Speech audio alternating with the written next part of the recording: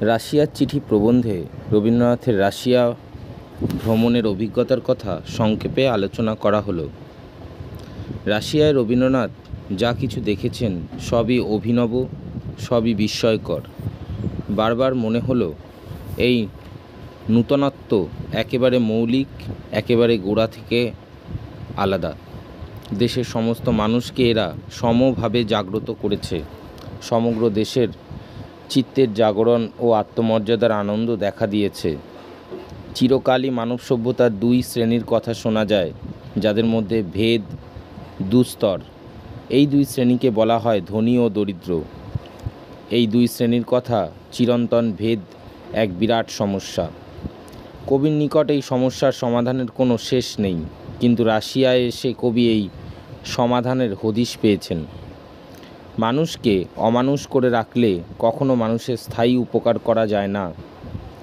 এক দেশকে শোষণ করে কখনো অন্য দেশ চিরকাল মাথা তুলে উঠতে পারে না। নিরন্ন ভারতবাসীকে শোষণ করে ইংল্যান্ড যত দর্পই করুক, তাতে মানব সমাজের কোনো উপকার করা যায় না। অথচ রাশিয়ার মানুষ আজ মানুষের সভ্যতার উপকার সাধন করেছে। 100 বছরের ব্রিটিশ শাসনেও এদেশের মানুষ না পেয়েছে শিক্ষা, না পেয়েছে স্বাস্থ্য, না পেয়েছে সম্পদ। মানুষ স্বার্থের দাস। স্বার্থ প্রসঙ্গ আসলেই হানাহানি, মারামারি দেখা দেয়। অথচ মানব মনের এই সংকীর্ণতার মুক্তি একমাত্র শিক্ষা দ্বারাই সম্ভব। শিক্ষাই জাতীয় সম্পদ। ভারতবর্ষে এই শিক্ষার সুযোগ প্রায় কিছুই নেই, কিন্তু রাশিয়ায় মানুষ শিক্ষা ব্যবস্থার ওপর সর্বাধিক নজর দিয়েছে। এখানকার মানুষের সর্বস্তরে শিক্ষাকে ব্যাপ্ত করে দেবার জন্য কি অফুরন্ত প্রয়াস! এখানকার মানুষের উদ্যম ও উৎসাহের শেষ নেই। সেই বিপুল উদ্যম দ্বারা এখানে সমাজের সর্বস্তরে শিক্ষাকে ছড়িয়ে দেওয়া হইয়াছে। প্রত্যেকটি মানুষকে সক্রিয় কর্মক্ষম করে তুলতে হবে। এখানকার মানুষ বিজ্ঞান মনস্ক। বিজ্ঞানের শেষ ফসল পর্যন্ত মানুষের হাতে তুলে দেওয়ার জন্য এখানকার সমাজের মানুষের চেষ্টার শেষ নেই। এখানে মানুষ অগ্রগতির পথে চলছে। প্রাকৃতিক বন্যার ন্যায় শিক্ষার স্রোত ছুটে চলেছে। শিক্ষার প্রসারের দ্বারা রাশিয়ার মানুষ সমাজের উন্নতি বিধান করেছে। প্রত্যেক মানুষ এখানে সতর্ক, জ্ঞান পিপাসু। মঞ্চাভিনয় ও লোকনাট্যের আয়োজনও আছে। প্রত্যেক শ্রমিক ও কৃষক এখানে মঞ্চে অভিনয় দেখবার সুযোগ পায়। মঞ্চে আসে, তারা ভিড় করে। সর্বত্রই চিত্তের জাগরণ।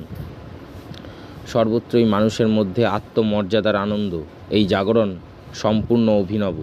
এই অবস্থায় পৃথিবীর ইতিহাসে নূতন, এমনকি ইংল্যান্ডের ন্যায় উন্নত দেশেও শ্রমিক শ্রেণীর মধ্যে এই চিত্ত জাগরণ আসেনি।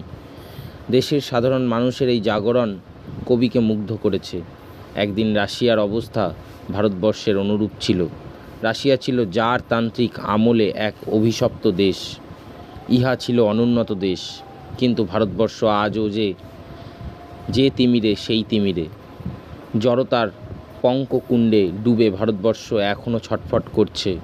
অথচ রাশিয়ার মানুষ সুকঠিন অধ্যবসায়ের দ্বারা মুক্তির আস্বাদ পেয়েছে। রাশিয়ার শিক্ষা ব্যবস্থা পরিদর্শন করে রবীন্দ্রনাথ একটি ত্রুটি প্রত্যক্ষ করেছেন। সেই ত্রুটি এই যে, এখানকার মানুষ ছাঁচে ঢালা শিক্ষায় বিশ্বাস করেছে। মনুষ্যত্ব ছাঁচে ঢালা বস্তু নয়, সজীব মনই এই মনুষ্যত্বের উৎস। বিদ্যা দ্বারা যদি সজীব মনকে না তৈরি করা যায়, তবে বৃথা এই শিক্ষা। রাশিয়ার শিক্ষা ব্যবস্থার এই ত্রুটি কবিকে ব্যথিত করেছে। তবু রবীন্দ্রনাথ রাশিয়ায় এসে যা পেয়েছেন তা অসাধারণ। এই অভিজ্ঞতার সম্পদ তার মানব জাতির ইতিহাস অনুধাবনকে আলোকিত করেছে। তার ন্যায় কবির পক্ষে এই অজ্ঞতার প্রয়োজন ছিল। এই অভিজ্ঞতা অভিনব সমাজের দুয়ার খুলে দিয়েছে।